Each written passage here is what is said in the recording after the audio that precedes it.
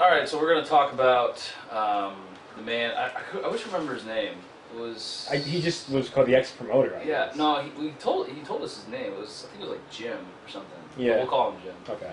So we were running the venue, and as many of you know, and we were practicing one day, spring load, and some dude, some drunken asshole, stumbles in the venue, and he goes, "Hey guys, how's it going?" And we're like, "Hey, Dude. random ass dude."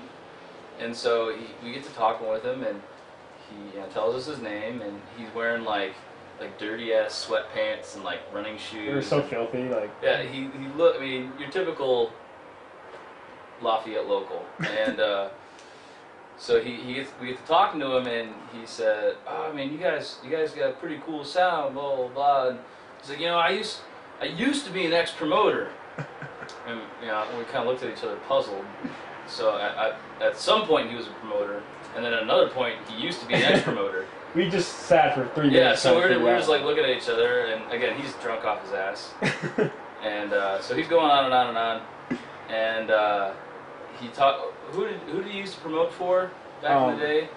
Run DMC is what he said. Oh yeah. Yeah, he said, man, I used to work with Reverend Run, back in the day when they first started out, like, and he told like 3 different stories, right? Or this same story like 3 different times, 3 different versions. And he said, "Man, as a promoter, dude, I made like $3,000 in one night, man. I was 25 years old."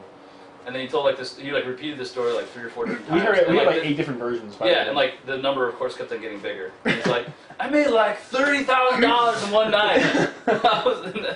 So eventually, it just grew and grew and grew. We're just like, and then the black dude, Abe. No, was it Abe? I think it was. It was like Abe or Milton. It was a very dignified name. Yeah. Yeah, Abe was like sitting off to the side like of the bench going like, "Who the hell is this cracker?"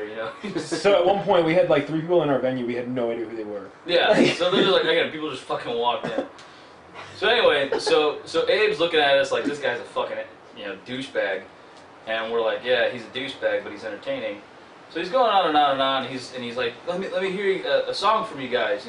I know a lot of people. I used to work in Miami. I worked in LA. Yeah. I worked in New York. I still know. I worked in Lafayette. Yeah, seriously.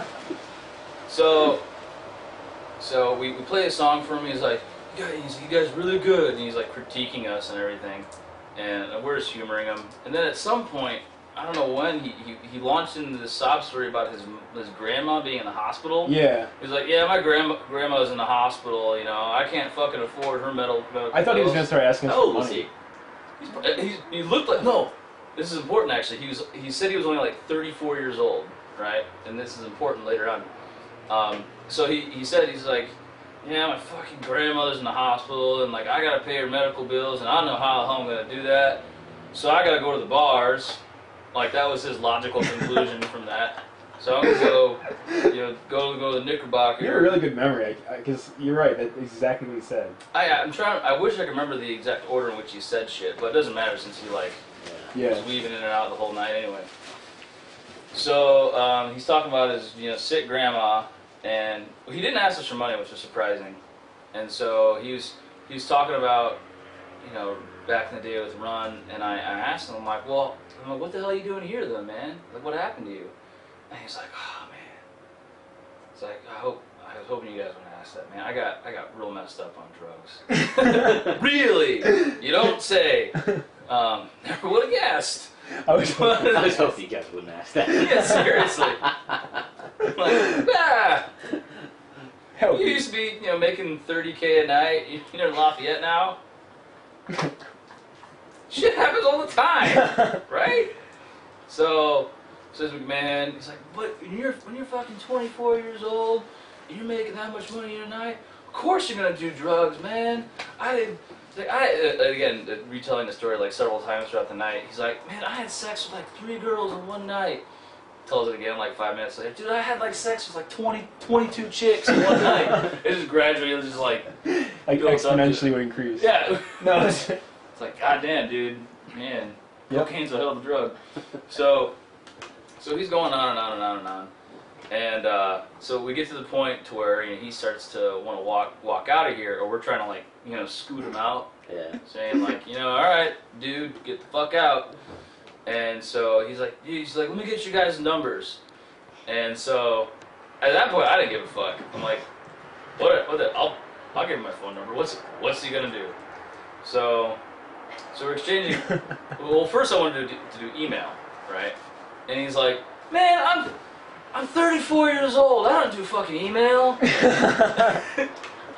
Oh, dude, this reminds me. Then he started talking about like how much he hates the internet. Yeah. It was like at least an hour conversation. Yeah, he's like, I don't do email. I don't do MySpace. I don't do any of that bullshit. Dude, I'm 34 years old. I'm a whole ass man. so again, we're just like, is this dude really saying this? Oh my god. So then he goes off on this thing about the internet and like how like his girlfriend left him for like a guy she met on MySpace or something. So that may have something to do with it. Oh, and then when he was so he's pissed off at the internet, and but he spoke very highly of Run DMC because apparently Reverend Run helped him kick the habit. But anyway, so after we finished playing, like. I walked down off stage, and I was writing down our email, and he starts talking with Paul or you, I think. And then he's talking with you guys, and he's like, man, you guys got a great sound. He's like, you guys got a good image, and like we're just wearing like what we wore to class, He's like, you got Paul over here. He's got the cute. He was like hitting on him almost. Yeah, he's cute little boyish look to him. Like girls go crazy for it. And you got, this guy, and he points to me. He's like, this guy with like the rough and tumbled look, And he looks over to Nate, Nate was like in his pajamas with like with his belly hanging out, He's like, and you got, him. He just teenage boys can. Yeah, he's just like cute. He's like, I don't know what he said about Nate, but he's like, you got that guy. You got that guy. He clearly doesn't give a fuck. Yeah, something to that effect. Something like that. Yeah. So anyway, so I couldn't get him to give us to do email, so I'm like, whatever. Here's my phone number. And he never called. No. He never called. If you watch this video, I don't think I ever called him either. And, we probably dropped out. But he was supposed to. He'll never watch this video because this will probably be on the internet. Yeah. Which he doesn't have. Yeah, now he's like 36. Apparently he avoids it, like the fucking plague. But yeah. So he was supposed to come back and get one of our demo discs that we had at the time, but he never did. He probably didn't remember a damn thing we talked about. And that's been Tim Bidlick on the story of the ex-promoter. The former, I used to be an ex-promoter. Yeah, I used to be an ex-promoter. Yeah.